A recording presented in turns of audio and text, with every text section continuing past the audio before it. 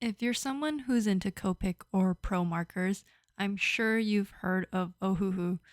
Well, because your girl is too broke to afford Copic or Pro markers, I decided to try out the pastel set from Ohuhu. This set was around $60 for 48 markers, which is still a lot of money in total, but you do get 48 markers, so it balances out. You do also get this mat that you put underneath your paper to prevent the ink from bleeding onto the next page. Now, let's get to swatching. The name of the color is on the lid.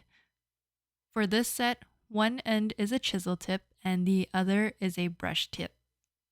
And get this, you can put the cap on the other side. You can't do this with Copic, and I don't think so for Pro markers either. Like, come on. It's such a simple feature that makes the experience so much better. Anyways, let's get to swatching, and this part took so long.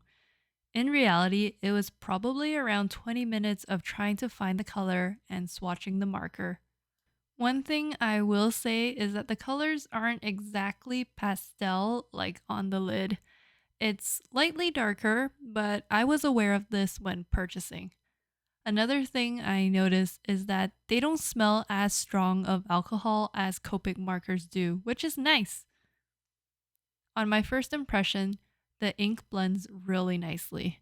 There isn't much streaking at all. I'll have to play with these markers more, which you'll see in future reels, before I give a final review. So far so good, and here's a look at the final colors.